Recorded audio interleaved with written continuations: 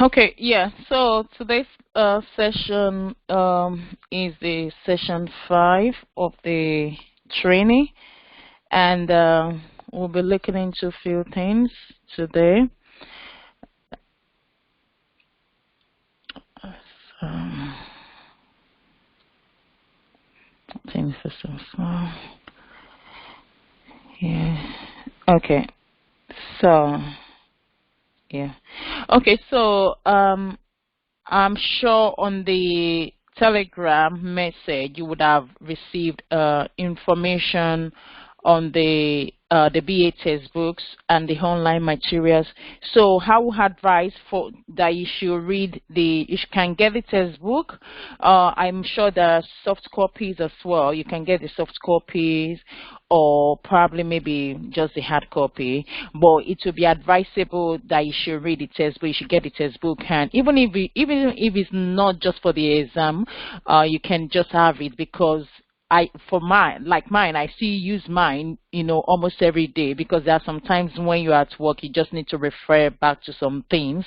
So the textbook I will recommend that you need to have that as a BA if you want to practice as a BA. So I'll recommend you get the book, and also for the exam as well, because there are some questions that comes out of the for the certification. So they ask, so they may ask some question, probably maybe like the power influence, that what do you need to keep satisfied? So is it high power or something, or maybe low power or low interest? So everything is in the textbook. So, and for more information, for you to have deep understanding and knowledge and additional information, so I will recommend the textbook. And also you can use online materials as well. So for the online materials, you can use YouTube. So you can use YouTube as well. The YouTube material is there, so watch the videos. So because no knowledge is wasted, so you can even pick up something probably maybe that I not even covered, so you can pick it up as well. And also for the certification, I'm sure you've received that information as well on the certification. So, for the advantage of you having that certification is that, at least even if it's the minimum bit, which is a foundation certification in the business analysis.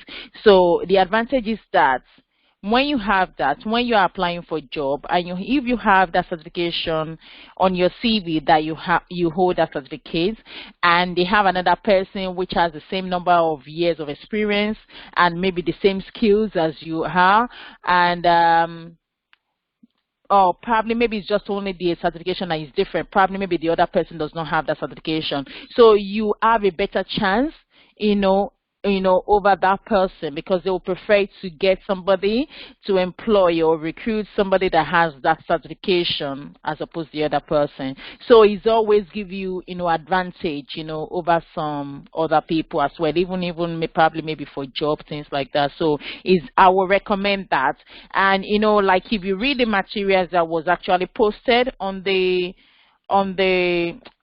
platform, so within 2 weeks, even 2 weeks is now, within 2 weeks, you should be able to, read that, and you should be able to, be ready to take the exam. And I'm sure the exam is not that expensive as well. So I think it's less than 200 if I'm still right, because I know I did my own long time ago. So I'm not really sure of the price, but I'm sure it's less than 200 or so. And so for the certification, I will recommend that you do that if you actually want to, or want to practice as a BA. I will recommend you have that certification. It's not a must, but I will recommend that. It will be for your own advantage. And also, on the workshop, we'll be having workshop for those that will be interested.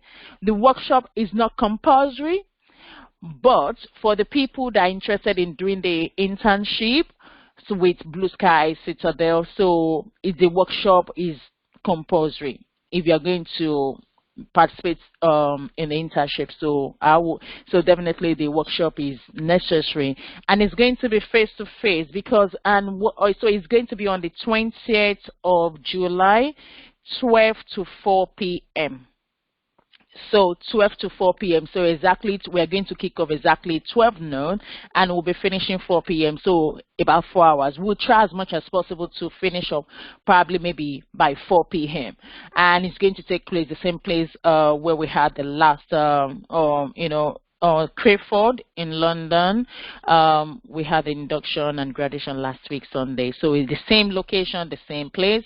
So that's where we're going to have the workshop. So the workshop is basically, is just to, put to use what we've actually discussed over 4 or 5 weeks, and it's just to put this into to put into practice, like how do you, now you've learned on the techniques to gather your requirements, how do you put that into use, how do you want to gather that requirements from the stakeholder, because depending on the number of people that will be that will show interest, or maybe that will be present. So definitely we are going to have we are going to do that. So you're going to put into use your techniques to gather the requirements and your process mapping, how you can most as a process map, how you can document document the business requirements. Then I'll be able to give feedback to you on that day as well, based on what you would have done. Depending on the number, so we are going to, it's not going to be an individual, work like that, because if you have, for example, if you have like 21 people, so it's likely probably maybe it's going to be like 3 groups, maybe a group of 7, and you're going to be assigned a project to do on that day. You document it, you work as you collaborate together as a team, you document it, you document the business requirements that we're going to discuss today, and you are going to map the process as well. You are going to gather the requirement from the audience as well. So the team will need to work together how to assign, tasks to the member of the team, depending on how you want to do it. So it's left to the team to decide how you will want to do that. So that's why I just think maybe within 4 hours you should be able to finish, but we'll be kicking off 12, because I don't want us to run late at the same time, because we're just trying to squeeze everything into that 4 hours, because during that 4 hours you'll be gathering your requirements. It could be 30 minutes, and once you gather the requirements, you have to go away with your team and document that requirement. So you may have just only one and less than 90 minutes, just 90 minutes for you to document the requirement, for you to do the process mapping, and for you to do maybe validation and things like that. Because you still have, after you must have documented it, you have to present, maybe we are going to project it to us, what you've documented, then I can give feedback on whatever you've done. So that's basically what we are going to do, because when you go to work, when you get to the industry market, you document, you gather the requirement, document, validate, and present. That's basically, it's just to build a confidence and to make sure everything is okay. So you will need to know, at least there are some key things that we've mentioned during the last maybe 4 weeks. So you will need to actually, refer back to that, because I will expect you to, to do some things, during that time as well. So, but definitely I'll give feedback on whatever you do on that day. I'll try and make sure we cover that as well. So, so if you're interested, the coordinator is going to send a message to the platform, and she's going to let you know how you need to get your name across to her, probably maybe your email address or something, but she will give you all the information. And the deadline is tomorrow. The deadline for you to show interest, if you will be present, the deadline is tomorrow, Wednesday, so that at least that will give us enough time to group you, to group everyone, and for you to be able to be aware of the group that you're going to be working on, and also we'll be communicating the projects you will be working on as well. So we'll give you enough information ahead of time. So for example, so today is 9, so we still go about 11 days. So probably maybe by weekend, so we'll communicate the projects you will be working on. We'll communicate that across to you, so that you can, research or do some other, because I know I mentioned that during the first session you have to research even before your stakeholder give you the requirements. So you need to do your home background work or groundwork to know, what is it, what did they do, things like that, so that at least you'll be able to, prepare yourself on that, because on that day it will be strictly, we'll be time conscious on that. So definitely we don't really have much time to waste on that day. So you have is maybe a particular time assigned to you, so you just have to make it after that time, 30 minutes, and that's it. So yeah, so our advice, so just try and PM your, okay, I've just got a message, you have about 20, we've got about 21 people that have registered so far. So so for those that have not registered, if you think you will be available physically at the location, so you can register so that we can group you and you can prepare ahead of the day. So that's the information. And what we are going to try to do, because it's not everyone that we actually need to map on that day, because depending on the group, at least for each of those groups, at least one person must have that video installed. And I'm sure, on the platform, I know we have that, the link was shared yesterday, how you can get free download, even if it's just for one person out of that group, because at least the group must present a process map so on the project. So even if just one person, so you need to come with your, well, depending, I can't really compose with that, but at least if you can come with a laptop, depending, just in case, within your team, even if it's only 2 people, because at the same time, if one person is documenting the, process map, maybe 2 other people, maybe, or 2 people is documenting process map, 2 other people maybe, writing the requirements, it just depends on how you want to plan it as a team. But definitely, at least maybe about 2 or 3 people needs to have a laptop within your team, so that you'll be able to document those things. So deadline is tomorrow again, because we are not going to accept any late registration, so that in order to prepare ahead of the time. And that's all on the information. And we'll move on to our business of today. And so we've covered the investigation, the elicitation, and the analysis. You've documented, last week we used the case study of Recruitment System, just as a real life scenario, so which we've actually analyzed the requirements.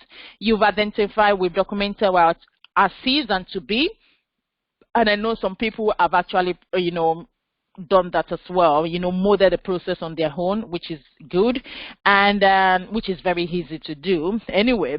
And so on the gap analysis, so now you know what they have at the moment and what they want, so like their desire and what they have at the current situation. So you've identified those gaps. So, and once you do that, you need to, validate all those requirements that you think they want. So once you document it, so there are 2 ways to it. So, like for example, once you have all those requirements in place, before you document it, you can actually, but the way I do mine, and which I think is practical, is when you have all those requirements, you start documenting in your business requirement document. And that's why I said you need to have it like maybe start from the draft version, like version 1, maybe 0.1, 0.2, you have all the alterations. So, and from there, you can actually, once you finish all the documentation is finished, then you can actually validate. So, but there are some people, so simultaneously you can be doing, so if you do the version 0.1, you can send it for validation. They may give you comments again until you have the sign off. So these 2 steps, it depends how you work it out anyway, but you need to document it before you can validate if it's right or not.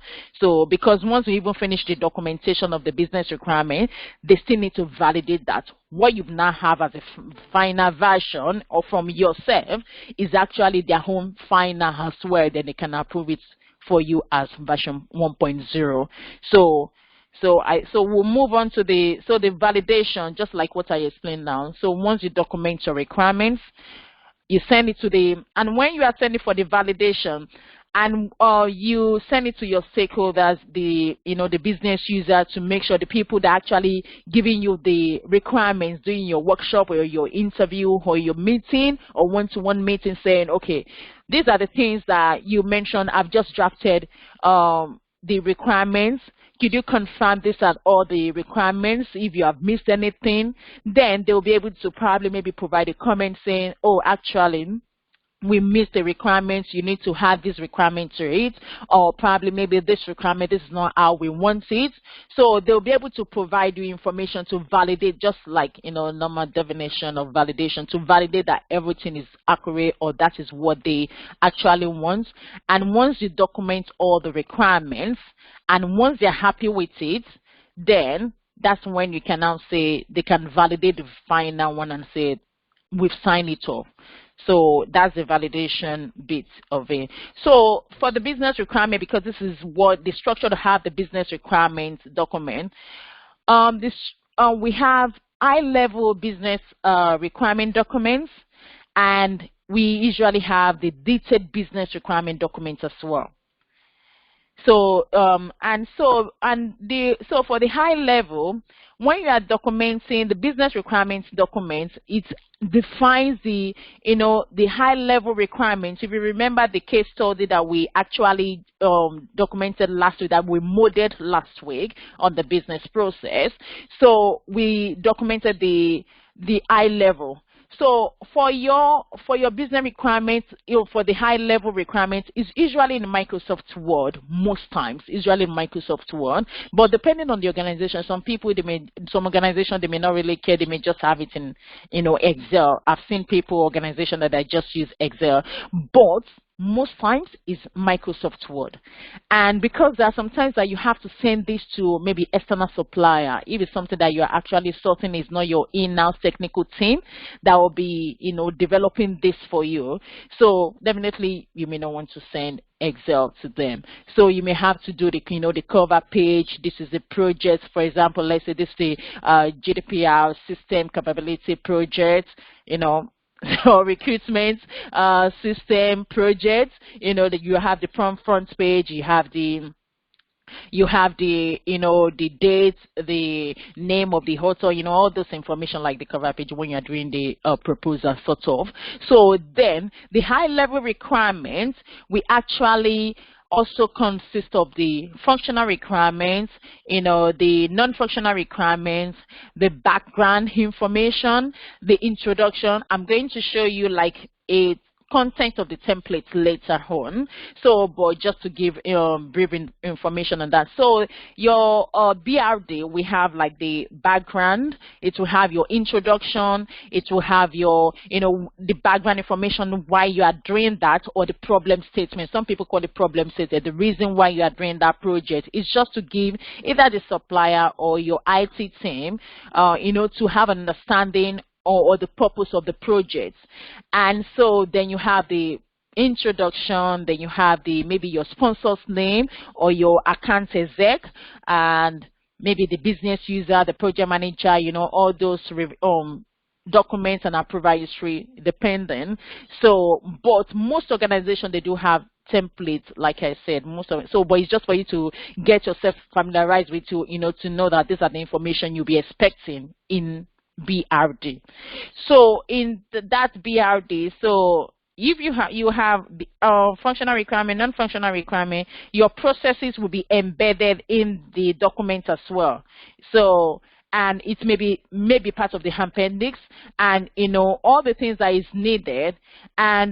And the reason why you document high-level requirements, on the BRD, that we separate it out, is just for you for the supplier or the technical team to provide, like a course, so that they will be able to have like high level of information or requirements of what you want to do.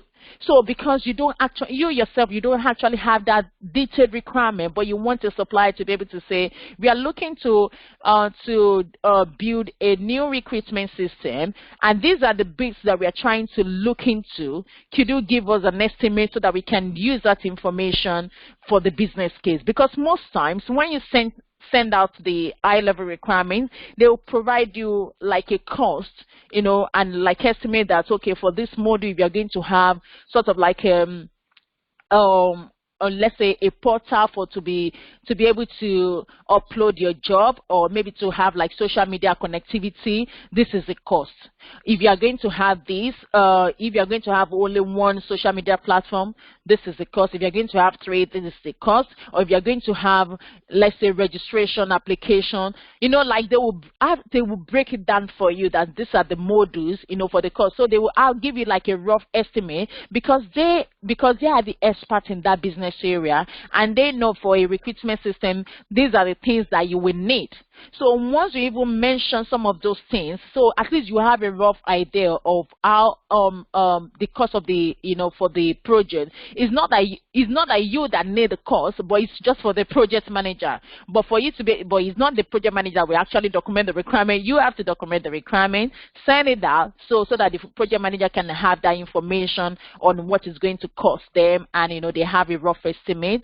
And so, from there, and the supplier, they may even come back to you and say, okay, how about this? We do provide this as well. We do provide this information, because sometimes, like I've worked on a project whereby I sent out the proposal, like the high-level BRD, to the supplier, is external supplier, and so the external, we just documented the high level. So they came back and say, okay, actually, this is what you want, but we can provide you this.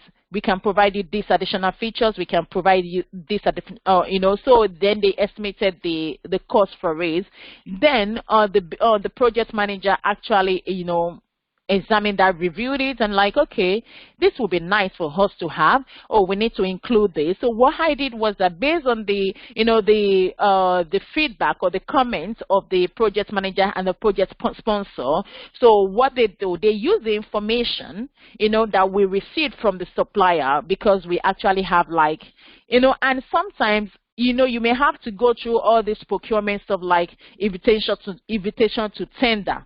So it depends on the project and the setup of the organization. But I'm talking about the external supplier now, so which I've done before. So, we document it and say, okay, invitation to tender. So like 3 suppliers actually submitted their proposal. They will review, the features and all the things that they're going to give to us, they're going to deliver for the project. Then we also, cross-reference the costing as well, to choose the best one, the reputation and all those things that they need to consider before we can actually shortlist the supplier and say, okay, these are the 2 people that we want them to come and present. We actually go through all this presentation, the demo, for them to show us how the system is going to work. It was after then that we now identify that we actually need to have some requirements, to our high-level requirements, to some modules again. So that helped me to actually build up what I have before. We added additional requirements to it, and that I could detail that.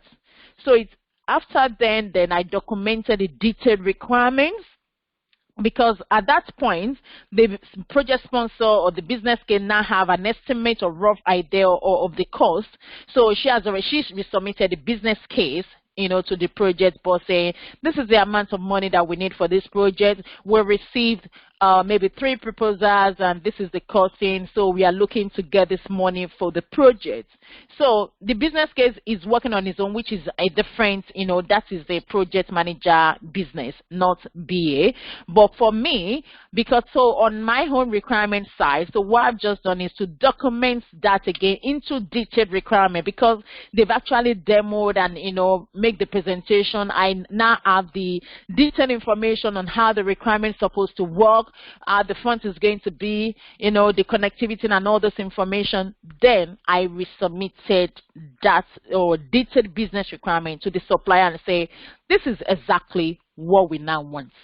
So that is why you have to do it in different phases, because is rare before you can actually have a final document at once. So it's always so depending on the project, but usually you have like high level and business requirements. So we can just, so that's why I said you sometimes, then it could be your even high level requirements, you may have so many alterations as well because before you can send it out to external suppliers, some people need to review it as well before you can reach that final version 1.0. Then you can now say, then you can proceed with your, and once you send that out, you can proceed with your detailed requirements once you send the high level requirements out. So just for you to be aware, you have high level requirements and you have the detailed business requirement.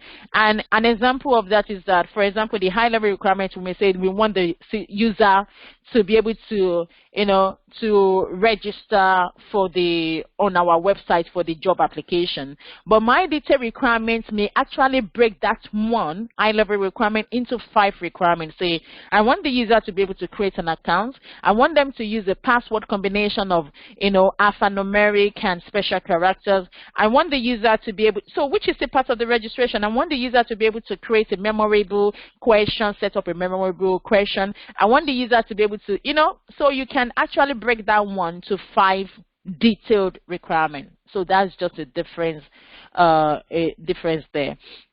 And so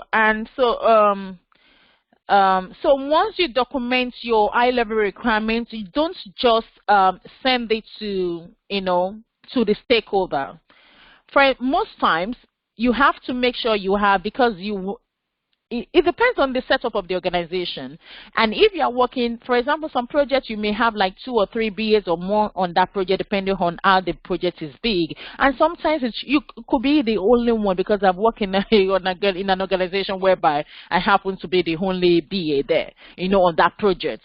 So it depends. But if you happen to be only one BA on a project, what you just need to do, once you document it and you validated everything you think is now ready, then you can send it to your manager to review, because that is where the QA comes in. So the quality assurance of that document, because it won't really be nice if you actually send a document that has so many grammatical errors or so many mistakes, or the process mapping are not really right, and because the business, they may not really be professional or experts in that area, they may not be able to pick that up, like all the process mapping and things like that, all the mistakes, they may not be able to pick that up.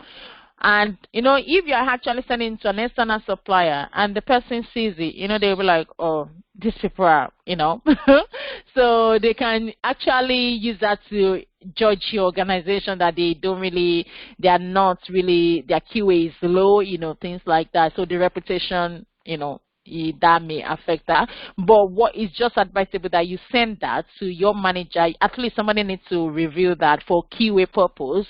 Your manager will review it. We even probably maybe give you an advice, probably maybe this one, why can't you move the process map to appendix, or put the process map in here, or maybe change this wording, because you still need to. So there's no there's no wrongdoing in that when you send your document to, because it's more or less like you are obtaining sign-off from your manager before you obtain final sign-off from your stakeholder. So once your manager QA that works and provide you feedback, then you can send that to the stakeholder and say, could you please provide review and provide comments if you have one, and if not, provide approval by close of business so dates. And that is that. So it's always good for you to have your manager or your peer review your document before sending it to stakeholder for signing off. And and one thing you need to remember is that while you are documenting the requirements, because there will be on the project plan, because you will be working with the project team, with the project manager, and the project manager would have asked you how many days is it going to take you, to document this requirement. So even if you have given like 3 weeks and you are in the middle of documenting this requirement, you can see, within that time that you're documenting the requirement, you can still go back to, contact your stakeholder to clarify any requirement that is unclear to you. It's not a requirement that is just only one time, that you just need to gather the requirement. No. So if you still need to clarify any, thing, you can just say, oh, could I quickly have a catch up, maybe like 5-10 minutes if you know you don't really have much things, I mean, to clarify. So you can or maybe 30 minutes. Most times I do usually put 30 minutes, so that in case if our discussion run over 10 minutes, so I don't put 10 minutes, I just put like 30 minutes. That's my minimum, like my minimum meeting time with stakeholder whenever I want to clarify or get more information. So I just put 30 minutes. That's the minimum. And so I just put 30 minutes, and or maybe even if you think it's easier for you to, it's something I just need, okay, maybe like a straight answer, you can just send an email, to get this clarification to the business requirements, to the requirements. So you can send an email. While still documenting that, then you continue working as well.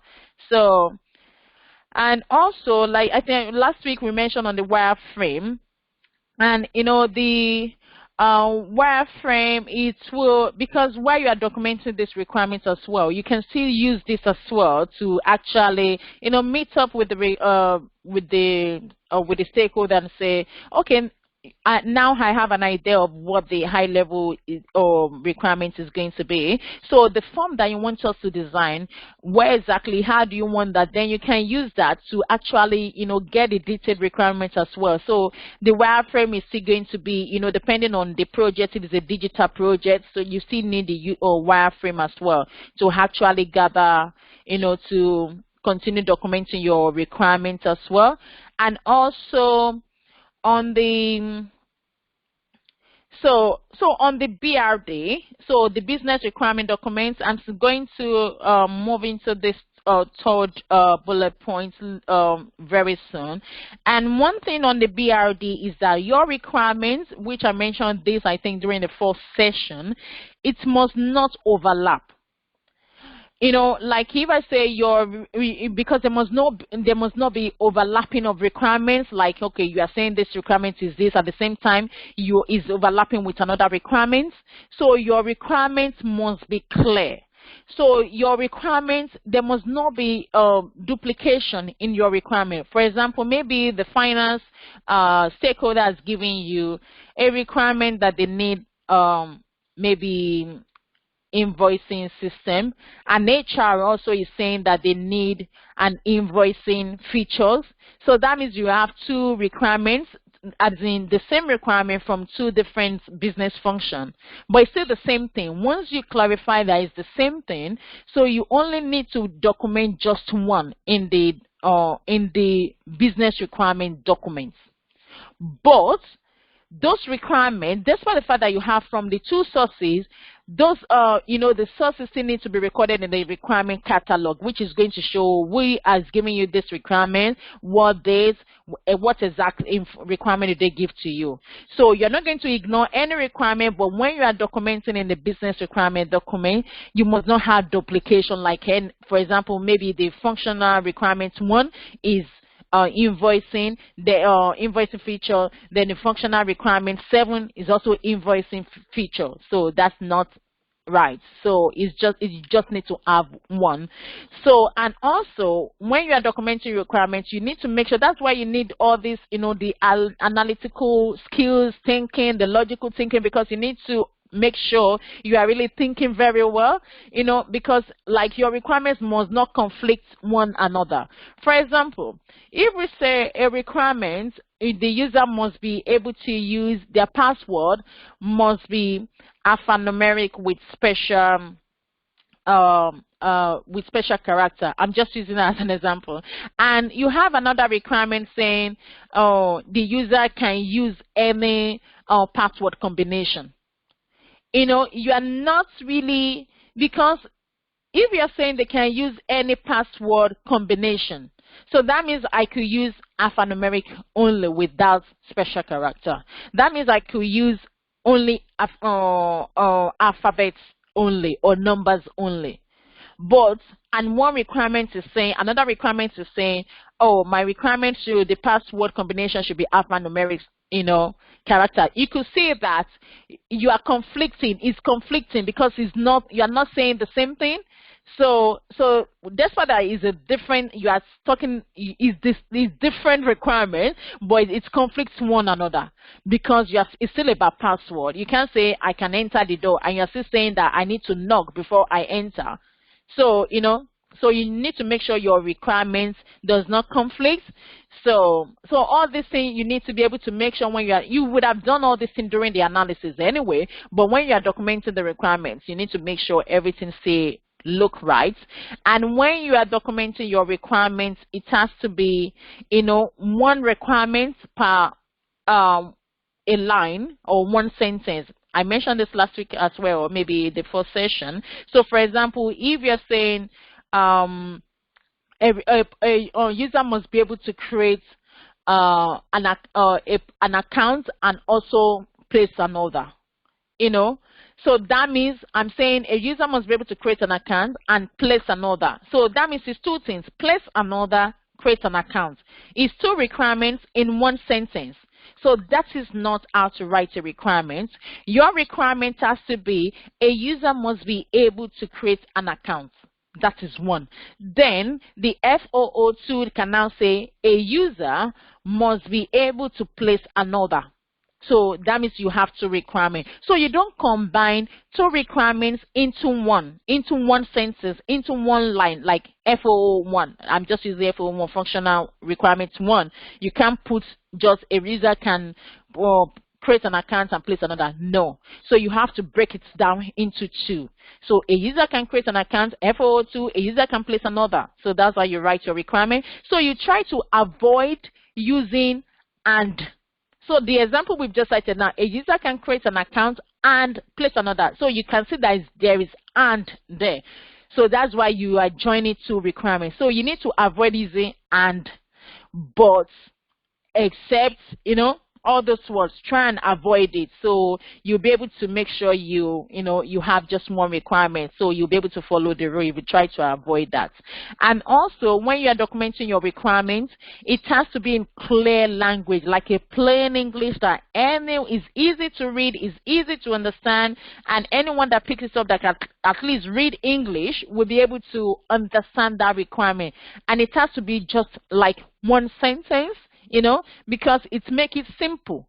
So that's why they say your requirement has to be concise. So it has to be, simple sentence in one simple sentence. A user can create an account. A user must be able to place an order. Very simple and very short. And also, when you are documenting your requirements, any requirement that you are being given, you yourself, despite the fact your stakeholder has given you this requirement, you need to make sure your requirement is also relevant to that project scope, as in the scope of the project. For example, if they're saying, we are talking about the recruitment system, which definitely user must be, so if you're not saying a user must be able to publish their profile, it doesn't really, it's not part of the scope of the project, because what we want the user to do is to be able to apply for a job, to be able to create an account, and to be able to, maybe send us their CV or an application, not to publish their profile like, all this LinkedIn or this job or websites. No. So all we want, so the scope of the project, so you now need to make sure the requirements that you have actually, documented is relevant to that project. If you are being given, a requirement that is not relevant to the project, it's not, like I said, you're not going to ignore it, but you may have to pack it into the requirement catalog.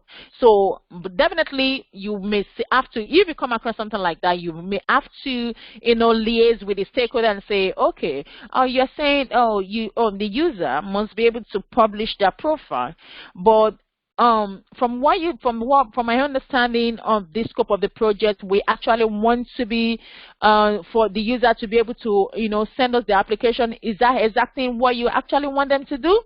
Then the stakeholder can actually clarify that and say, oh, actually it seems file as well, so then you can clear that up if it's necessary. So if it's not, probably it may be something that the stakeholder just wants, so maybe it's not really scope of the project. So you need to be able to also make sure you pick some such thing up so that at least you don't just document, because if you put that in the, the business requirement document and you send it to the supplier, that means the cost is going to be, is going to increase. You're going to incur more additional costs for something like that module or features.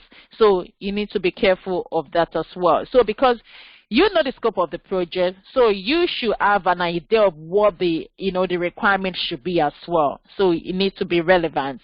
And also, when you are giving a requirement, you need to be able to trace that requirement to who have given you that requirement. So because you'll be documenting that in your requirements catalog. And because the reason why I would advise, you need to be able to make sure where that requirement originated from, just in case if you've actually documented this business requirement and you've sent it to the to the external supplier. Most times they do send you an information but say they need clarification on this particular requirement. So now, if you receive an email from an external supplier or your IT team saying, can you provide a clarification on the requirements FOO 8, functional requirements 8? How will you know the person that's giving you that requirement?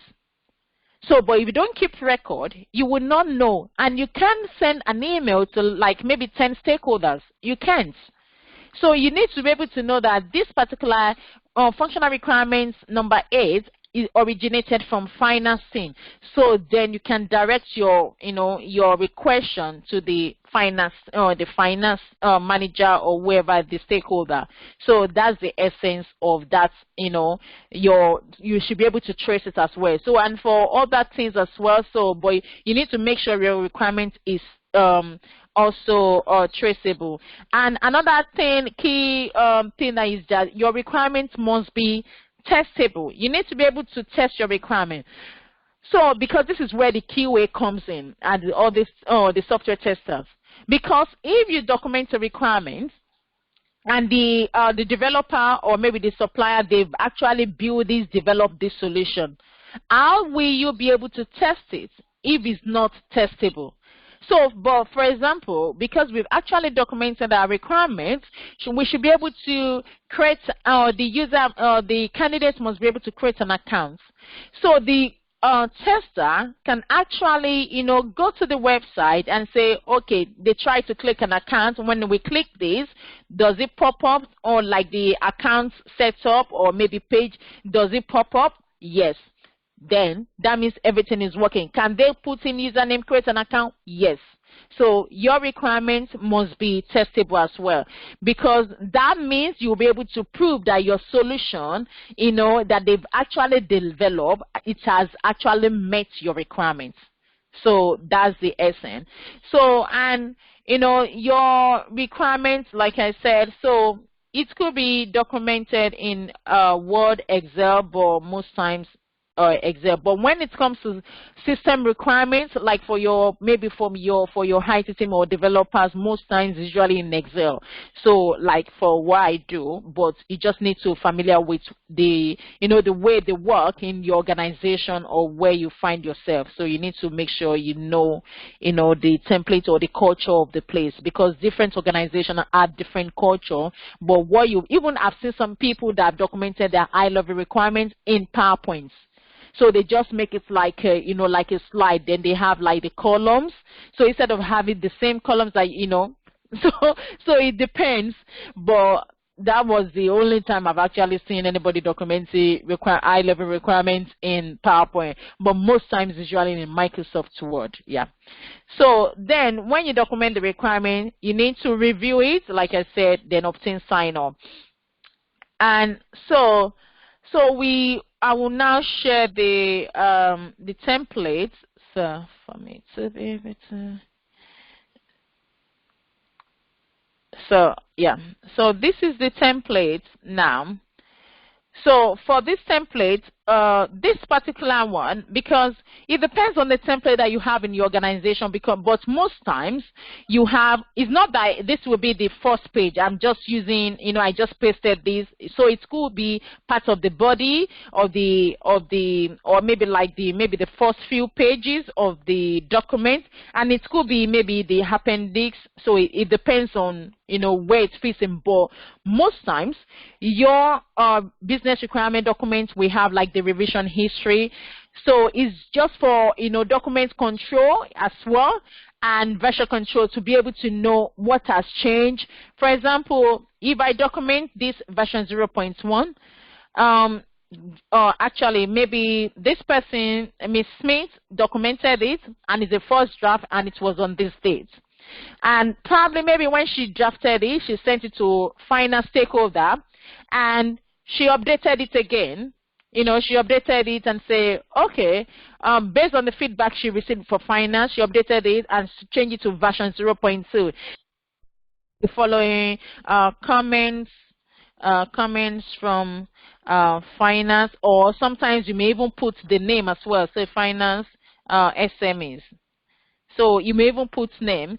So at least whoever that is reading that information will know that, okay, this has been updated, and then you put it there. You will be documenting all those information till you have the final sign off. Because sometimes it may happen that after documenting all these requirements, you now need to send it to like maybe the SMEs. Let's say you have 4 SMEs, subject matter experts, or let's say your stakeholder, 4 stakeholders, yeah. So, and maybe you've now sent this version 0.2 to them saying, oh, could you please review the business requirements that I've just documented and provide me your comments or your feedback by close of business, so dates. And probably, maybe, all of them provided, or some of them have given you comments, then you make that changes and say version 0.3. Then you update it with your name again. Then you can now say updated following, what has happened. You can even say updated following, updated. If it's just only the functional requirement, you can say updated functional requirement section. That's it. And if it has to do with several parts of the document, it will be difficult for you to now list all the section of the document. It will be, it will not be tidy. So you can just say updated following comments from the SMEs, or maybe the policy, finance, blah, blah, blah, SMEs. So you can just put that. But if it has to do with a specific section of that document, you can just say updated business requirement document, or updated the process map, or updated the ASIS process, just so it's just for for you to be able to know what has changed. So by the time you now update that, you may be having like 0.4. You may need to issue that out to maybe about 6 people now, including maybe 2 of those SMEs.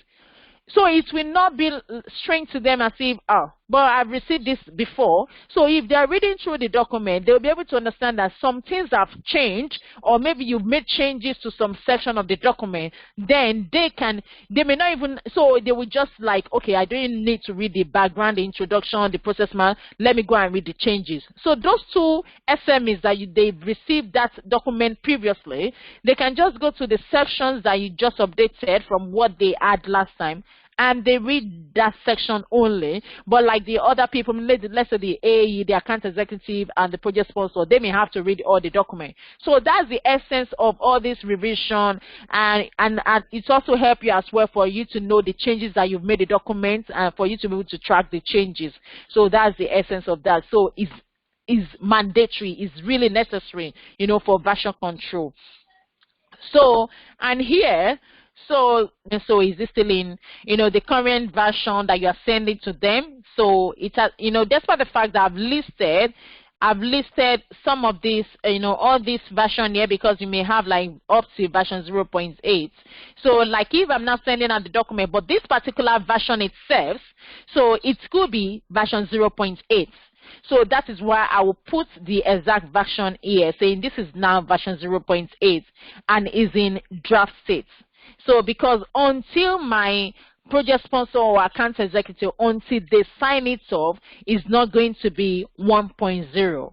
So once they sign it off, then I can change this to 1.0. So now it's still in let's say it's still in 0.3, but by the time I send it out, all of them are happy with it, then and the AE and all the stakeholders sign it off, I will just change it to 1.0. Then I can change this to approved or final. So then I can send it to this external supplier or the IT team. So the IT team, now we know that this requirement has been baseline. That is, it has been sealed, signed off. So then that means, that does not mean that nothing will, it will not change in future. Because down the line, maybe in another 1 month, why I've issued this out to the external supplier or maybe the IT team, the stakeholder may come up and say, oh, actually, we need a critical requirement that has to be delivered. Then I can pick up this same document and update that. I will just change this one to 1.1. So then it will not be approved again. It will now continue to be, it will be changed to draft. So then I can continue, doing that until all of them are happy with it again. Then it will be changed to 2.0. So by the time I'm now issuing it out again to the supplier or maybe to the technical team, then I can just put 2.0 there. And that is it. So that means I now have that has been baseline again. So then they can work on it. They can use this particular version to continue doing their work. So it's just for you to, so you have your SMEs and the whoever that created it. And also here, sometimes it could be maybe the person, the BA that is working on these documents, may be leaving the organization and you have to come as a replacement. So you just pick up this document and then that means for the maybe version 0.7, it could be maybe it's going to be James Smith or maybe James Mr. James that will be here. So you just change. So it could be maybe multiple authors. So you don't have to start from scratch again. So, okay, so I have like 3 different templates that you can actually use. And for those that will, do during the workshop, I will expect you to use one of this content to form your document. Because I didn't actually put all the, but at least you have what it needs to be there. So, for example, if you look at the, the first one, it says the introduction. Well, that's the introduction to the project. So if I'm new, if you're sending it to me as a, as a supplier or as an IT team, because I've not been involved in your stakeholder and your requirement gathering, I need to know what the project is all about. So that's why that introduction is very, good, useful for me, for anyone that picks up the project or whoever that is going to deliver that project or develop or build that project for you. They need to know what the project is all about. So there you have the purpose. And the purpose of the project, is it that you are trying to make sure you are compliant with data protection, or you are trying to build a new recruitment system? What exactly are you trying to do? The purpose of that project, English. So we need to be able to do that. Then the scope of the project as well, because for any project that you're working on, definitely it will have a scope. It must have a scope. For example, let's use the recruitment system.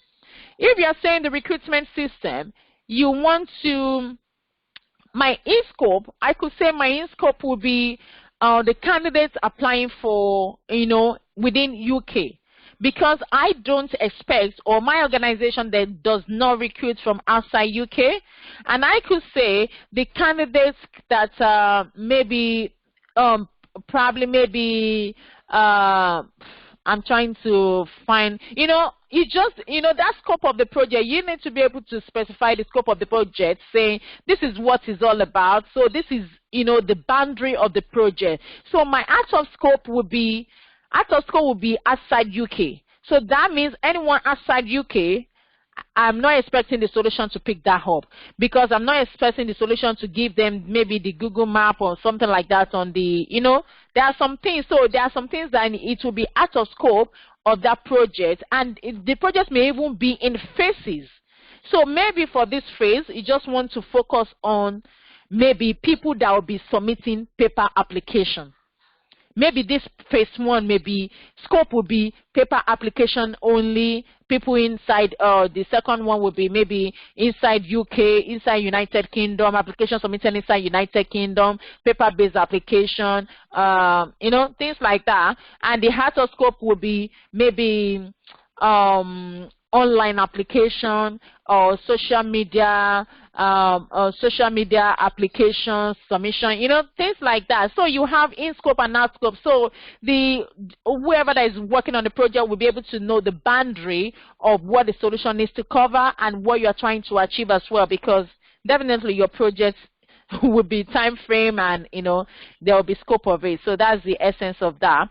And also for the so you have the purpose, then you have the background information.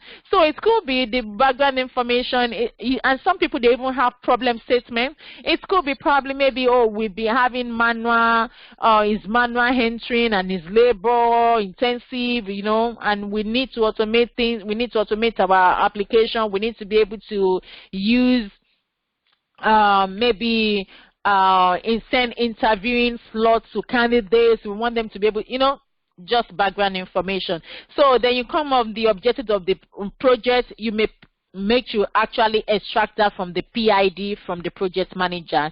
So sometimes you can extract some of this information from the project mandate or PID, project initiation document, from your project manager. So it's not that everything that you need to prepare on this introduction bit. Then your requirement stakeholder. So your requirement stakeholders, you have, like, let me see if I have it here. So yeah, your requirement stakeholders. So sometimes it could be part of the from part of the BRD as well, depending on the template that you have. So it's just for you to be able to know who are your stakeholders that you need to gather the requirements. So if you have multiple BA, the SMEs, you put their name in there as well, and also the account executive. And also sometimes you have like the RACI as well, which you have the roles, the responsible, accountable, consulted and informed. So all those ones form part of it as well. But it's just for you to familiarize yourself with it. Boy, definitely if you are working on in any organization, you have most time you have a template. So I won't be put that much on that. And so on this, so here you have your business context.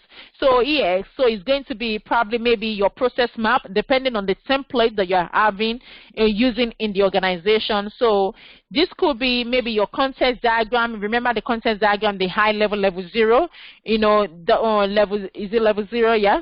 So that we actually, document how your organization relates with external entities and things like that, how the project is going to be affected, or maybe relate with other external entities. So definitely to form part of your BRD.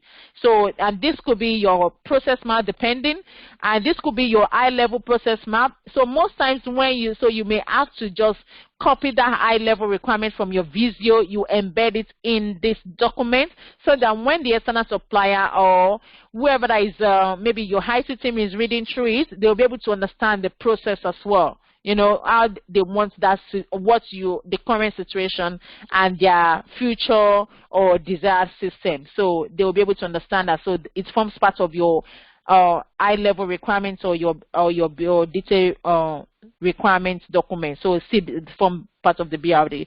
Then you have the section where you have your requirement. Definitely this is a must. You must have it, because that's the essence of you documenting the business requirement document.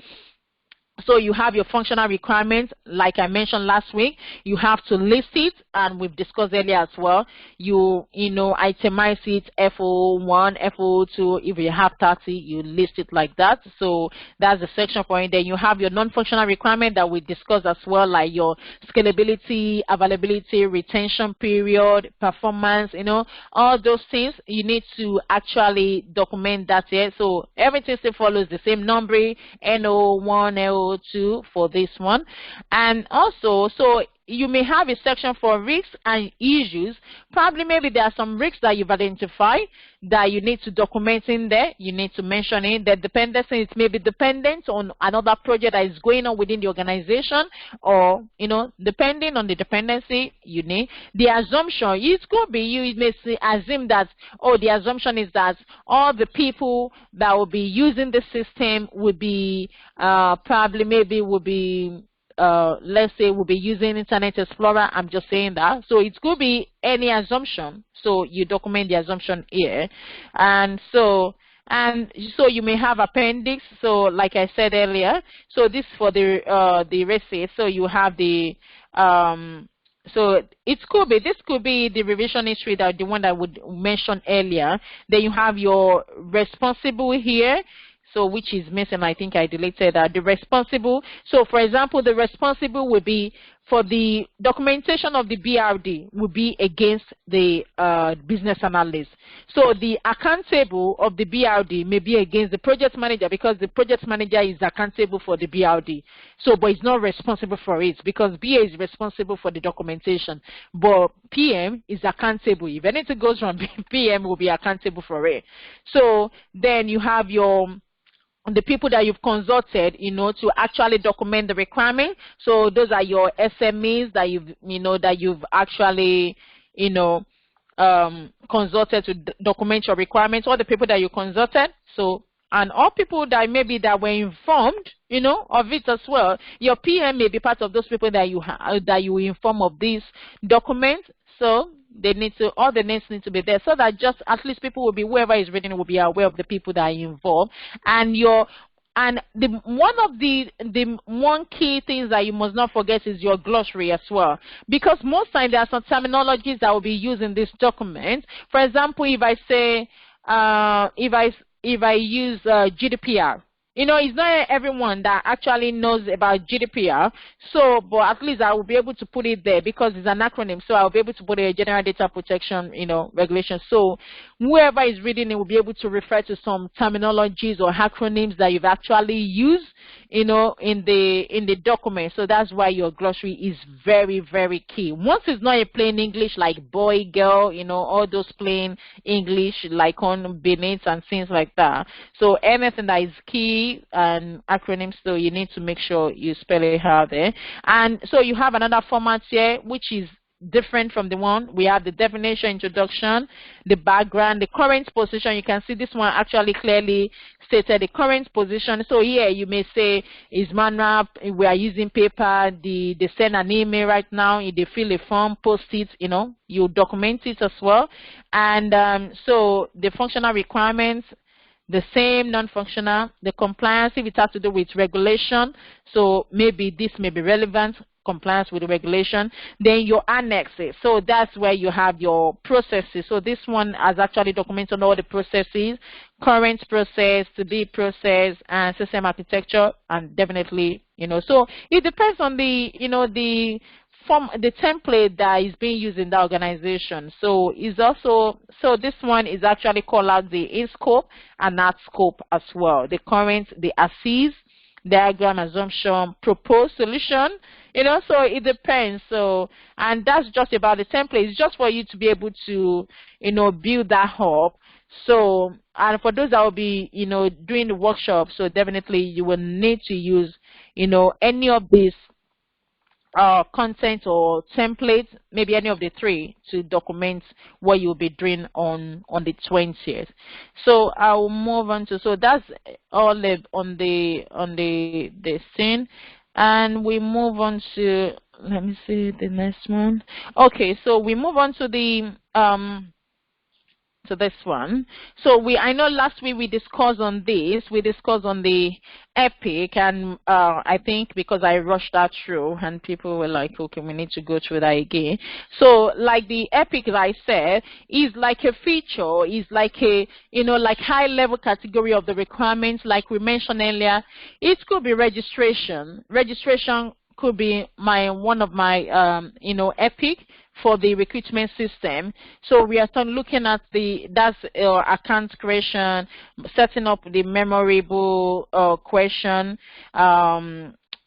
and also, you know, some things like that that can come under registration. That's part of your registration. So it's like grouping. Epic is some like a feature that you can use to categorize multiple user stories or multiple requirements together. So that's Epic. So that means one Epic could have like 5 user stories attached to it, and another Epic could be, you know, another Epic could be, you know, could have just 2 or depending. So Epic is definitely, is just like a feature, a theme. Some people will say, they may say theme, they may say pain points, they may say features. So they use different terminologies for it. So it's just for you to, just in case if they're saying what is the Epic for this, at least it will not sound strange. At least you know what they're talking about. So that is the essence. And so then we move on to the user stories, so which I'm going to write some on the recruitment system that we documented last week. And so your user story is low level, you know, low level requirements, and it is usually one requirement. Your user story should be simple and clear. It should be simple and clear. So you pick one requirement and you write it as what you want the user to, you know, to do. And the developer, like I mentioned, the developer and your QA, most times they don't read all this, you know, the BRD that you've actually documented, because if it has to do with the system, you know, system requirements, you know, that's where when I use my you know, the Excel. So I'll put all the, you know, all the requirement that you actually documented on the BRD, the Microsoft Word one that we've just talked about. I will now build it up, you know, build up on it and start like simplify it, you know, break it down into each user story. So imagine if I have like maybe for the high level requirements, maybe it was just 6 or maybe 7 I even sent to the supplier or IT team. Maybe on my detailed requirement, and just to mention on the detailed requirement, so definitely sometimes you send the high level requirements separately, then later you send another detailed requirement. So it's usually separate documents. So you can't say, oh, this is the BRD for the high level and the detailed requirement. No. So it has to be, high level requirement needs to be separate, then you document the detailed requirements again separate. So it's usually 2 different documents. So the Microsoft or the one you just discussed. So now once I have my detailed requirement, is my detailed requirement, because I've done the high level requirements maybe last week or 2 weeks ago, now I'm documenting my detailed requirement. Is my detailed requirement that will actually help me to be able to document my user story, because I now know all the details required. So, which means the detailed requirements, I'll pick it one by one and I'll start building user story on each of it. So, for example, I may say maybe one of the requirements is that the user must be able to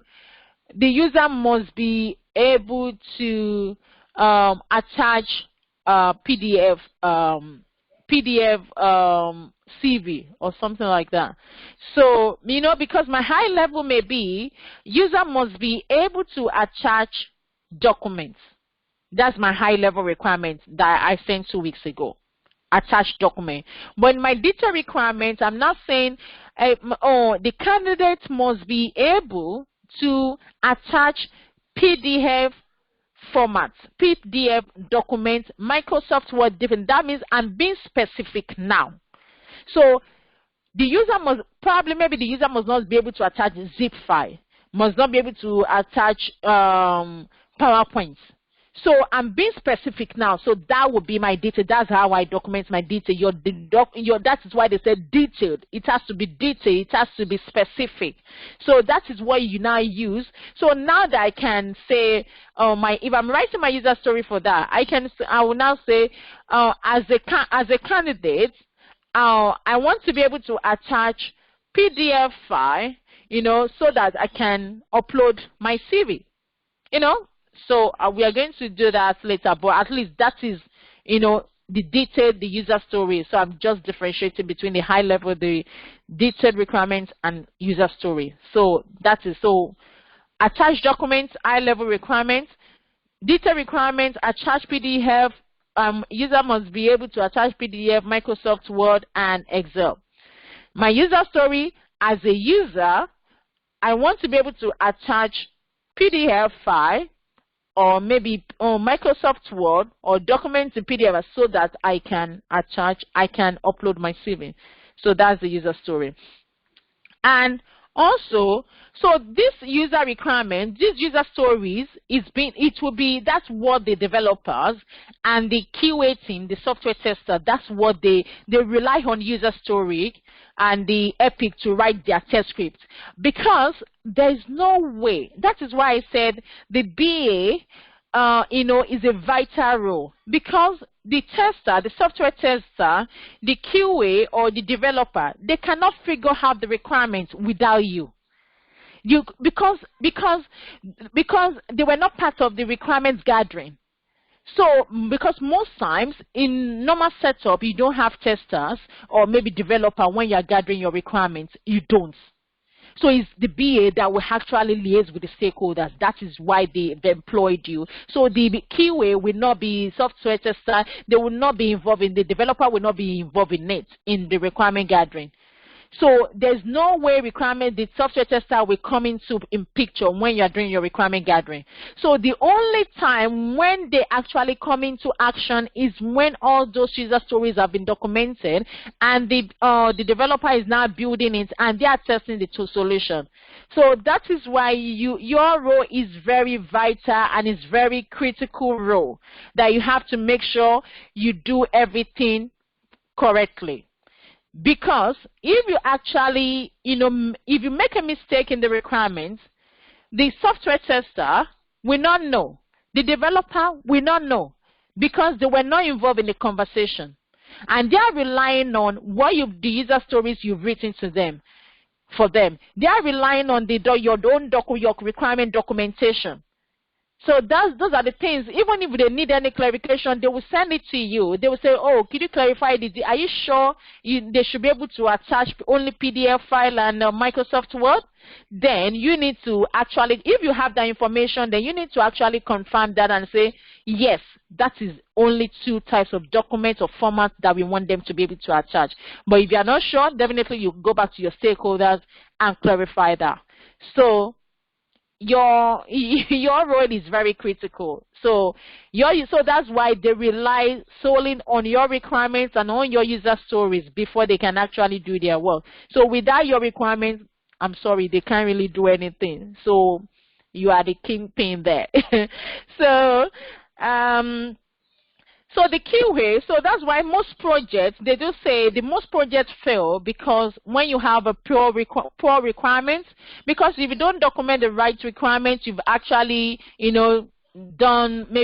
documented wrong thing, and those developers actually documented wrong thing as well. So that means the tester will test wrong thing as well. Then when you deliver to your stakeholder, they will say you are doing UAT, they will say, oh, sorry, that is not. So that means everything has failed. So very critical. So now, so the QA, they rely on the user story. The software tester, they rely on your user story, on your requirements. So please, you make sure is very critical documents, and you need to work on that. So now we move on to how to write the user stories. So let me share the document.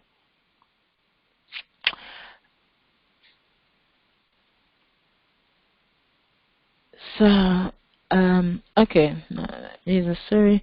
So the one where that we were doing last week.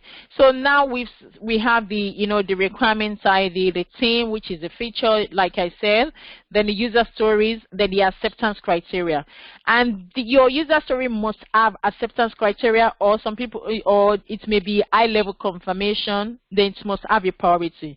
Because if you actually submit this without the priority level, to the developer or to the tester, they won't know whether it's a must for the candidate, is a must for the candidate to be able to create an account or not. They will not know. So So that means that's the reason why your priority is key when you are documenting your requirement. If it's must, if it's could or should, whatever the priority that it has, you must assign it to all your user stories must have priority assigned to them. So let me quickly do, like, for on the recruitment. I know we've done the registration and we are saying they should be able to create an account. And I think I have one here that I wrote. Okay, so we can now say must be, so we can say, is it part of, we can say as a, let me say, okay, as a candidate. So we are now doing, this could be maybe interviewing, or maybe interview, let's just say, as a candidate, I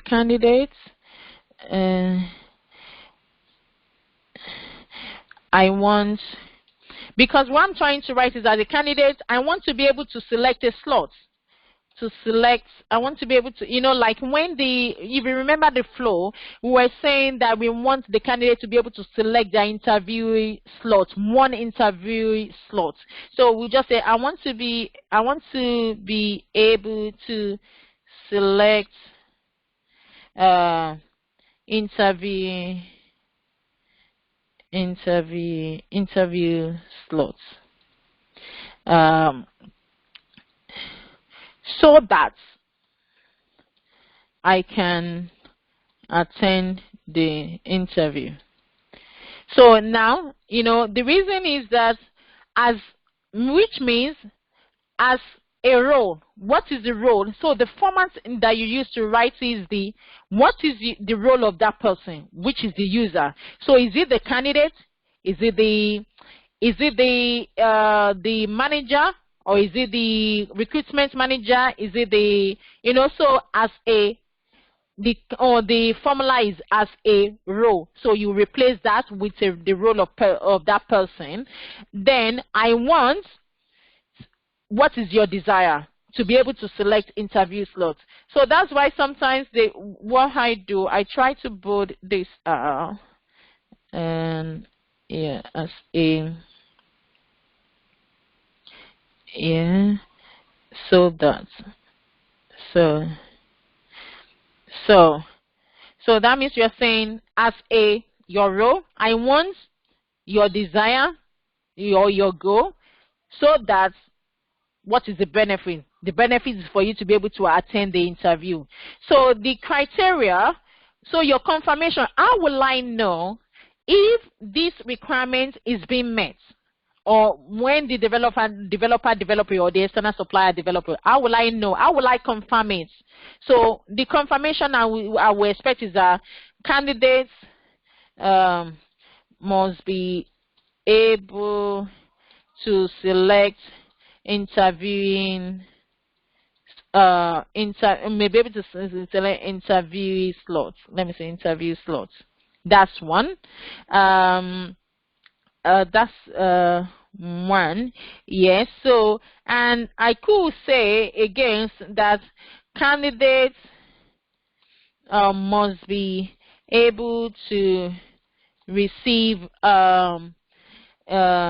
email confirmation of their interviewing time or a schedule or appointment. So that means, you can see that this actually tie in with this, with the first one, which is the candidate must be able to select interview slots. And so definitely, if the candidate is able to select interview slots, then the candidate must be able to receive email confirmation, email confirmation of their interview. So you could have like 4. So it depends on how you want to, confirm that. You want to accept that that is working. Because if you are saying that you've actually done this, I will expect the candidate to be able to receive email confirmation. You understand? I will confirmation.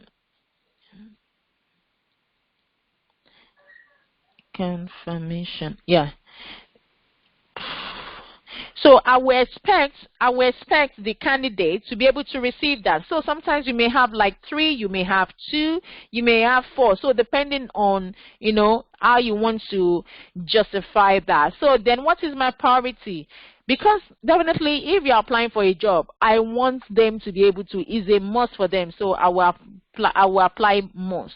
So with all those requirements, so that's why your process map, you can actually use that as well to build up these user stories in conjunction with your requirement document. And let me look for another one that we can also say. So let's do one for, so this will be my FOO FOO, sorry, hold on.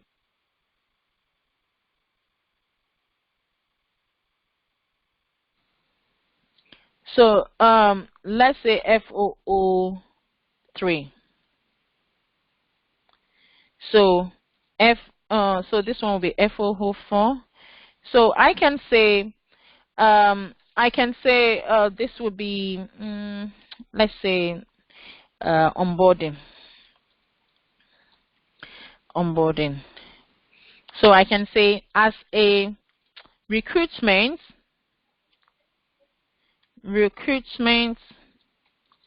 or hiring manager. So either, let's say, recruitment manager. So you can see now as the role of the person. So he's recruitment manager. As a recruitment manager, I want to um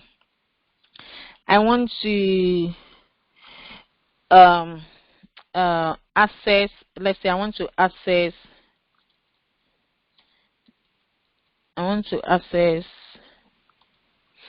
payroll form. Yeah, so payroll form. Or no, I want to complete. Yeah, let me see. I want to complete new starter form.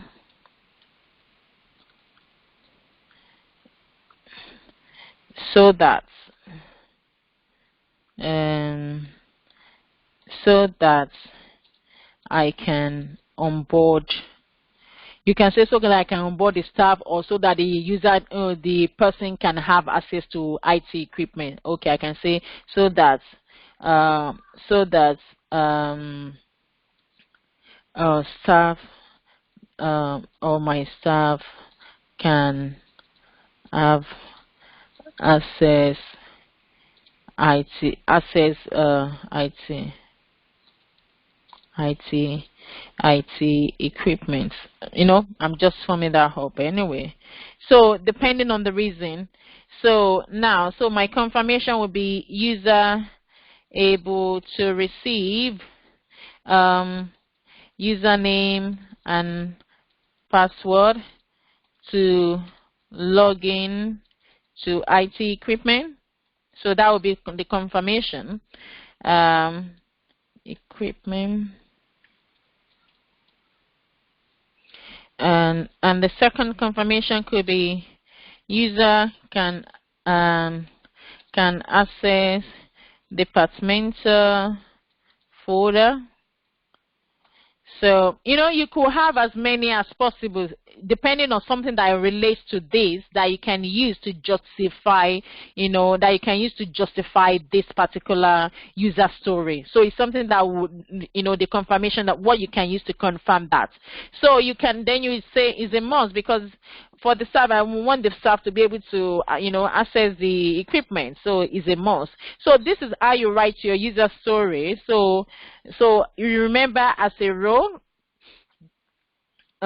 So you remember the row as a row. Sometimes, depending on the alphabet, say if it's vowel or maybe consonant, so it may be as an officer. You understand? So it could be as an officer or an and a. Remember the grammatical all these grammatical rules. So everything still applies here. So it could be as an officer, as an maybe something like that. So let me see. So it could be as a as an, so then the role of the person. So then the desire, I want to do what? What is your desire? What do you, exactly do you, your goal? Then what is the benefits that that you actually expect? So that's how you write your, your user stories. So then sometimes you could write 50, depending on the project, it could be more. And so then on the user stories as well, so you have different templates, like, but the most important thing is that it has the hiding. And so for your NFR as well, so even if it's your NFR, which is NNO1, so you have, let's say, retention. Let me just say retention. Your retention, so which is non-functional requirements, which are the performance, all the stuff. So we can say your retention, so could be, let's say, let's say as a HR manager, I want, most times you have the NFR in a different tab. Most times I don't actually have it together here, just for simplicity and clarity. So you have all the functional, you can say functional requirement, then here you say non-functional requirements, user stories. So, but sometimes depend, just so that you don't mix it up. But just for this session, I will just put it that way. So I want to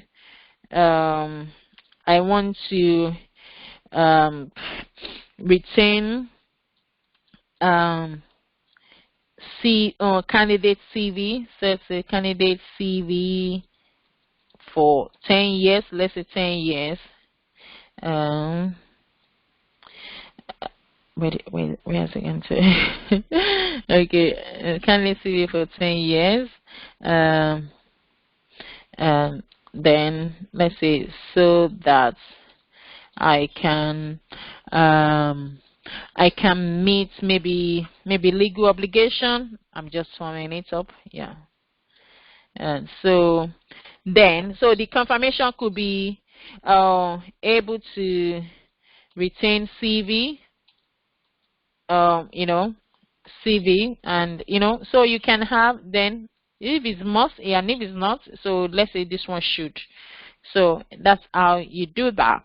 And so on user stories, another format is that you can, some people, what they do, they'll say as a, this is even simplified. Let's say that means user as product officer. So where we have hiring manager or recruitment manager as a candidate, you can just say as a candidate, because we've already put it there. User as candidate. I want to, that means here it will be, I want as a user, as a candidate, I want to be able to create an account so that I can apply for job. So depending on so what is being done, so I can just do that. So depending on what is being, so as a candidate, let's say candidate,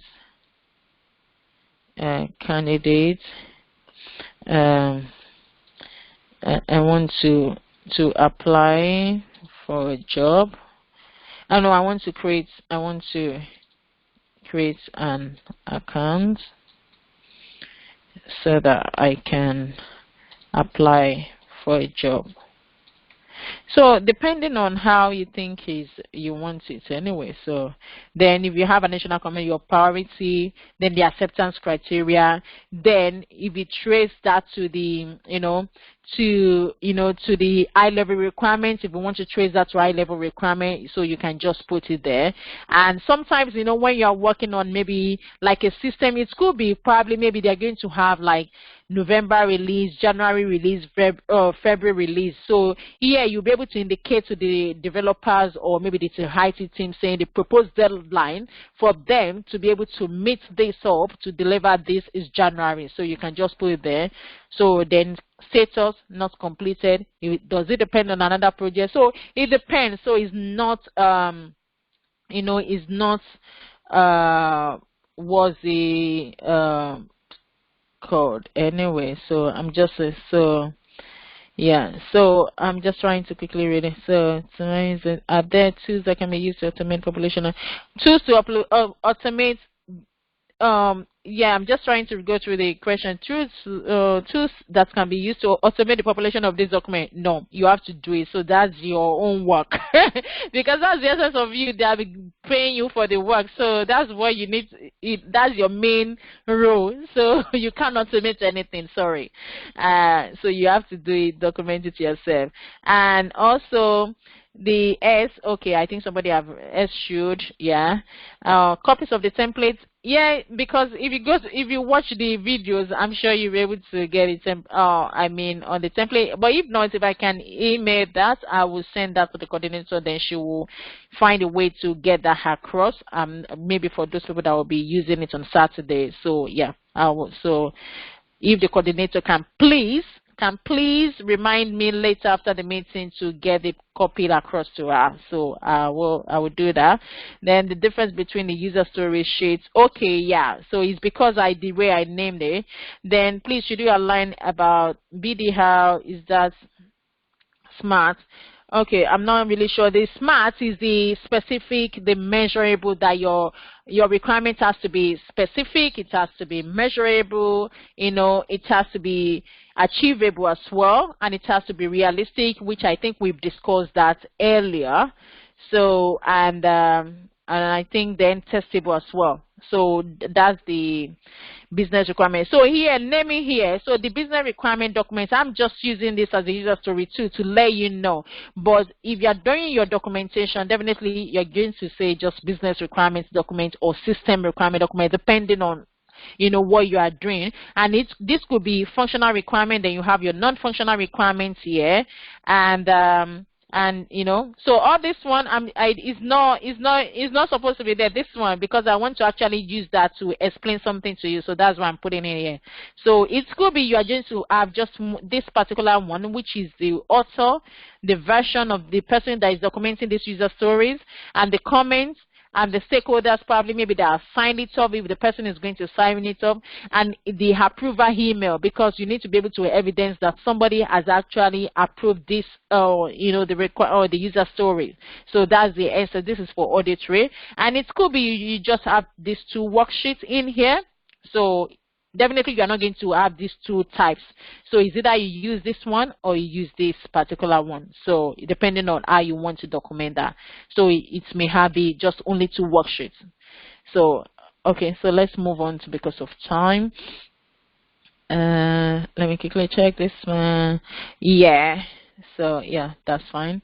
So let me move on to the next slide. So another thing that I want us to discuss is the impact assessment. Most times when you are checking some of the job description, they will say, sometimes it has a keyword impact assessment, because when you are actually doing this a project, you need to assess, be it a new project or or what's it called, or change projects. You need to carry out an assessment. So the business impact assessment, it helps you to identify the consequences or the impact of that changes of delivering that project.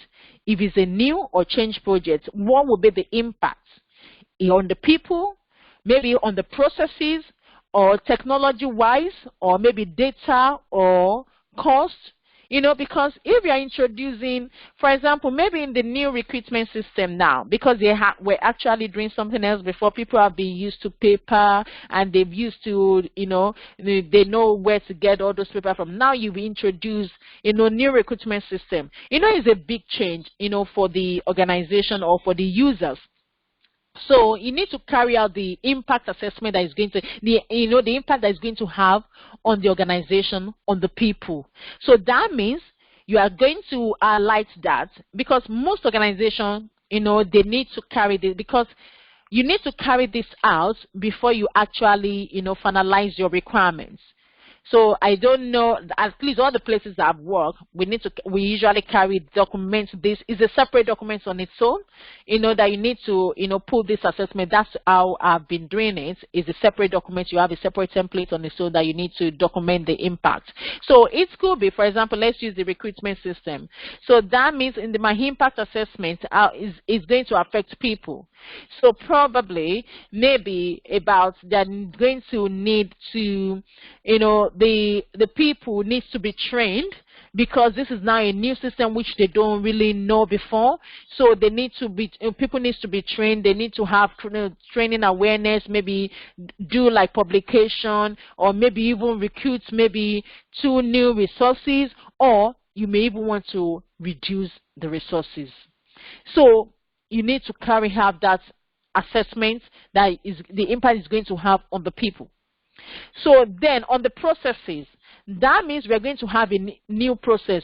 You remember we documented as is the current process.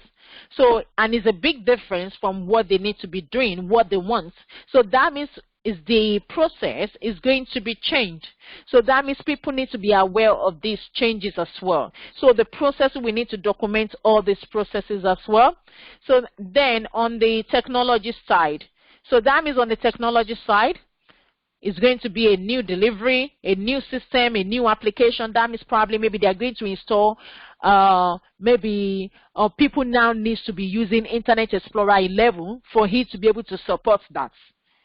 So, if you're going to now have maybe Internet Explorer, if you're going to upgrade all the system to Internet Explorer 11, so it may be additional cost, for the organization. They need to be aware of it as well. It could be now that you're going to be receiving, CV from people, and you'll be, having their data, storing their data on the system, or maybe in the cloud. You need to carry out this assessment as well. How do you protect that data? What are the technology? So that's why it involves, critical thinking. You need to be able to, like the security wise as well, saying, okay, now that we're receiving data, how do we protect all those data? If you're going to be storing those data, if the third-party supplier say all those data will be stored in the cloud, how do you ensure their data is being, is secure? Because as the organization, you are responsible. You are the one that is saying that the candidate should apply for the job. So you are responsible for that job. So it's not the supplier that is hosting that cloud that is responsible for the safety. Fine, you and the organization and the supplier may have their own contract, but as a candidate, is your organization that is responsible for my data. I don't really care about the supplier that is hosting the cloud. So you need to ensure all those things, and all these things involve. Definitely, it will involve around cost as well. So the business sponsor or the project manager need to have all this information.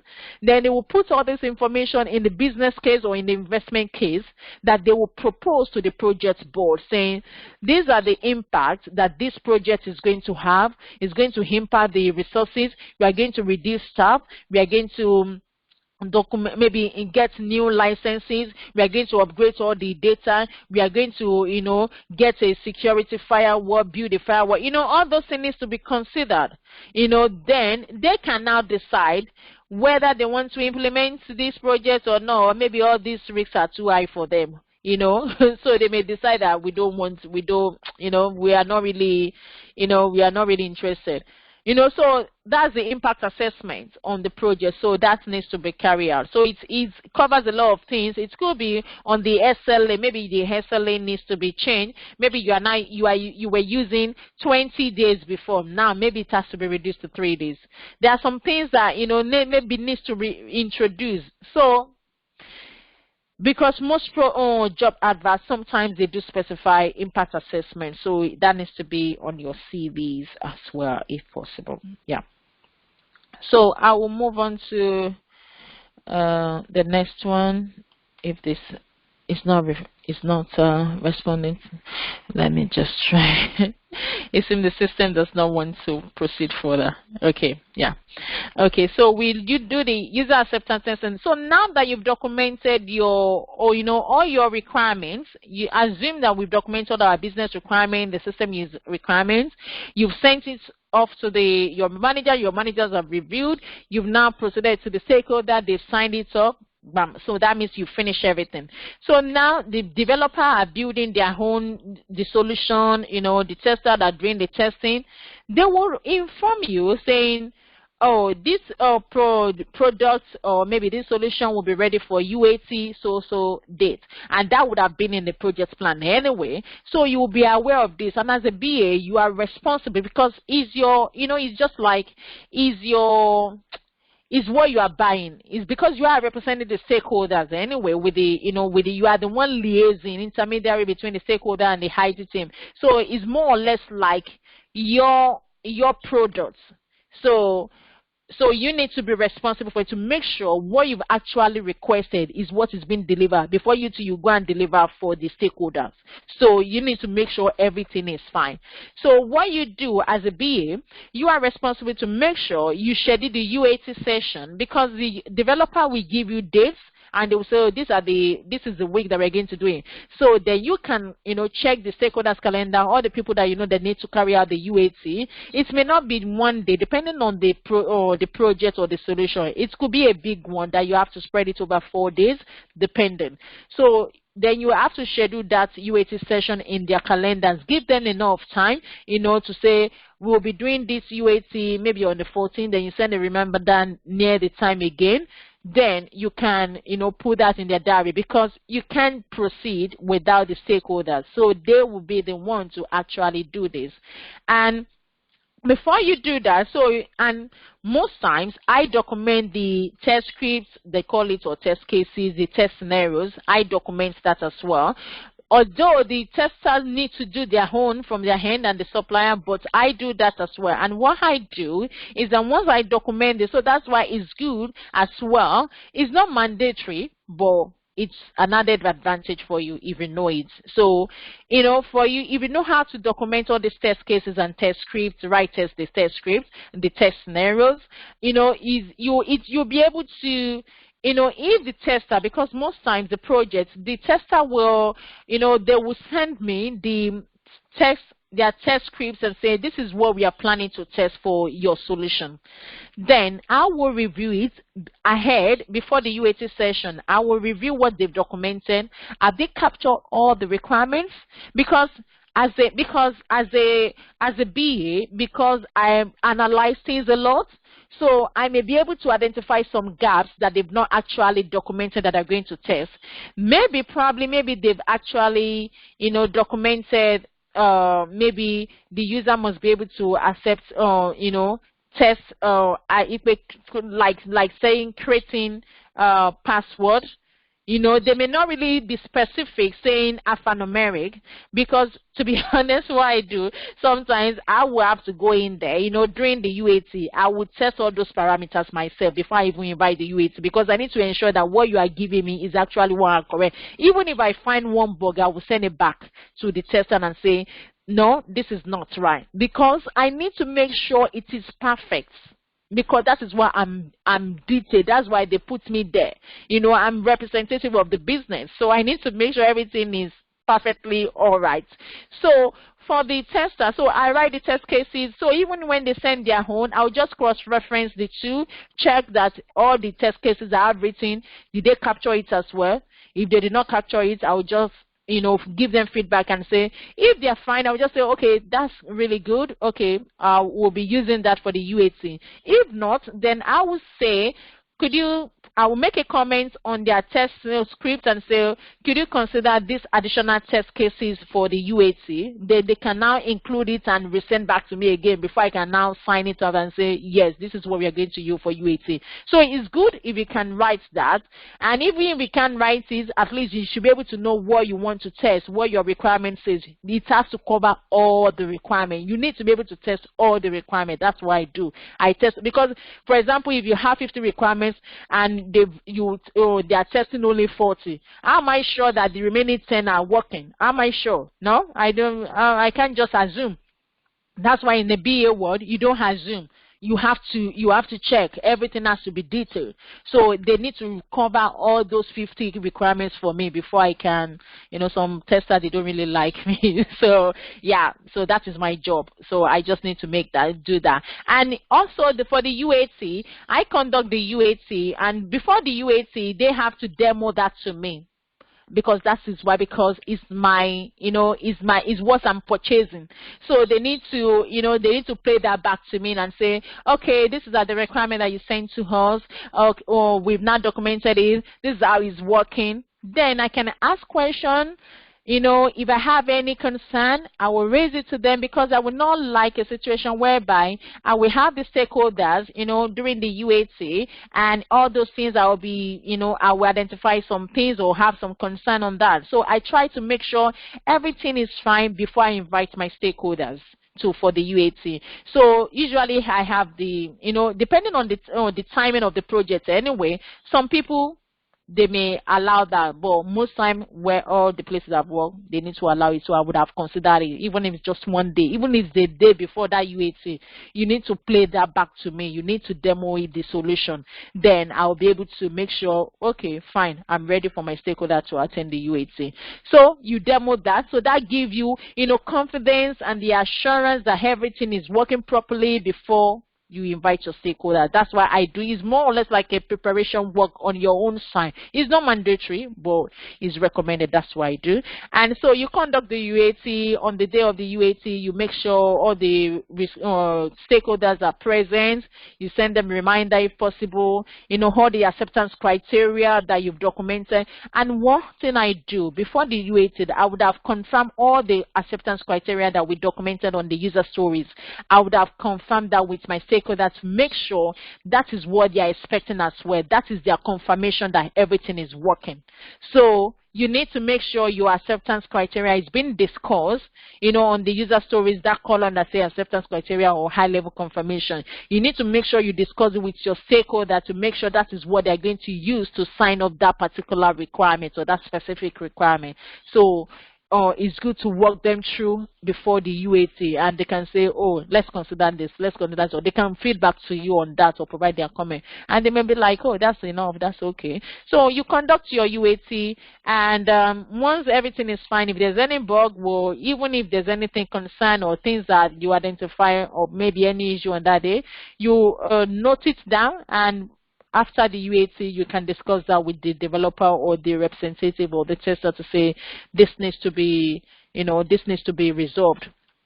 And you obtain the sign-off on that as well. If the stakeholders, once they are happy with all the requirements and all the UAT, everything is fine, everything is being met, all the requirements are met, everything is being delivered, then you just send an email and you thank them. At the end of the session, you just thank them, say thanks for attending the UAT session.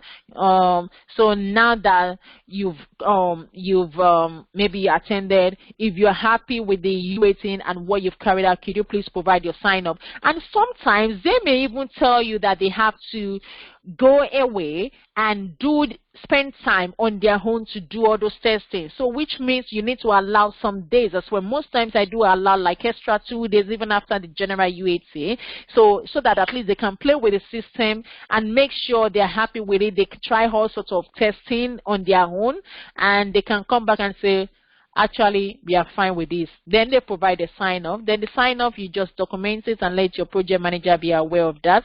And that is your job done for the project. For that UAT. So then if they want to assign you any other work, then, and that's not done like that, if I may say, because most of the projects that I've worked on, I usually, document, what's it called? Oh, there's what we call Requirement Traceability Matrix. I'm just trying to click on this thing.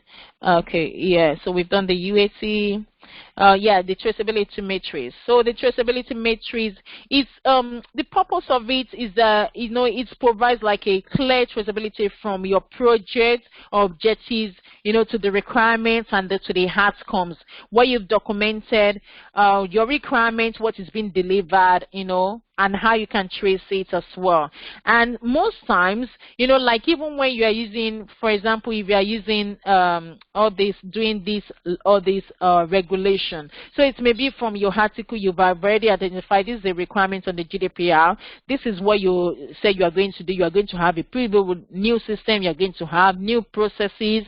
You can link that. So it just helps you to make sure, all the requirements that you've done or you've documented earlier is being delivered, is being met, and you can trace that to your objective. Everything is according to plan. So I'll quickly show you how to on that. I think that's the tab that I have here. So it's just basically the high level as well. So for example, let's say this is for the GDPR regulation. Let's assume this is for the GDPR. So where you have, the type of the requirements, depending, probably maybe it's functional or non-functional requirement, depending, and maybe the chapter, maybe chapter 6 of that GDPR. So maybe this is about data portability. Maybe this is Article 2.1, and this is maybe data portability. Then on the article they will say maybe the data must be able to be accessible or maybe retained for a period that is being depending. So just the description. And so on your requirement ID, which is your business requirement document, you've documented, you've actually numbered it. So here you can now say probably maybe this is FO2. So you can now link this to your requirements that you've documented. So you can link it there. So that means this article is being linked to requirements. That means you've captured it. Then the feature, is it about data portability or maybe about registration? What is the user story that you've documented it? You put it in there. The requirements, maybe web link or maybe the folder link, you put it in there. And the process, did you document any business process in there? So you actually do that as well, put the name there or maybe the process name. It could be maybe data portability request or access request or information request. Then the process link as well, the approval. What did you deliver? You delivered the new processes, you delivered maybe new system, maybe you even design a new form for them to maybe make a request. And who actually documented it, because most times, because it could be maybe different BAs working on the project, and if it's only one person, you just put it in there so that if anybody picks up the document, they will be able to know you were the one that actually worked on that project.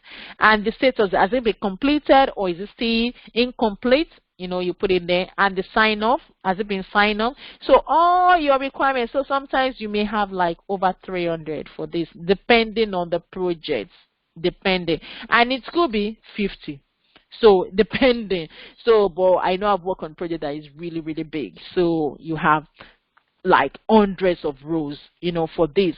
So that's all about the requirement traceabilities. And so that's the importance. Is just for you to be able to to be able to trace your requirement back to the source and the objective and the outcome. So even when maybe at the end of the project you can say Article 7, have we actually met it? Then they can say yes, we've actually met the Article 7 saying information access request must not be more than 25 days. We have a business process for it. We have this for it. So you can use it to ensure that you actually met all those requirements. So that's the essence of the requirement traceability. And I think the last one, you can read up on this in the Agile methodologies, how you work on the the project methodologies. So you have the Agile one and the waterfall. So whereby you have all the, maybe you have to finish gathering all the requirement before you do all the documentation, before you pass it. So most organizations, they don't usually use or waterfall, but there are some projects that they still have to use a waterfall, but most organizations, they don't use a waterfall projects any longer because it's not cost effective and it wastes time a lot, and because it's waste resources. Imagine if you have documented all the requirements maybe 2 months earlier, and they still, maybe they're not going to implement or they're not going to finish building the solution until maybe 4 months time. So, and you still have to conduct the UAT. So that means you will stay on that project for 4, in that organization for 4, if you're a contractor, for 4 months without doing anything. So it's not really cost effective for them. But for the Agile, they may say, okay, for the registration, it could be maybe within 3 months, document the requirements for registration and the uploading of the form on the website only. You pass it to the, to the technical team, they build it, you do the UAT. While they are building the UAT, you've started documenting maybe the phase 2 again of the requirements, so you deliver it in bits by bits, like in phases. So that's for the Agile.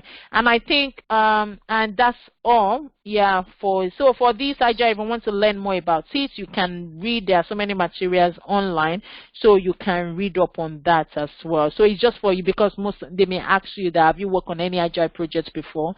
Then you should be able to understand the difference between Agile and waterfall. So you should be able to understand. And most times on development, software development projects, they usually use Agile anyway. So you need to be able to understand that. So you can read up on that. So, and I think that's all for today's session. And I think next week we basically for this probably, let me say time, it's going to be last training session for the BAs. It's going to be last training session, because we've covered most of the things that you need to know, the basic things that you need to know. You've covered most of it.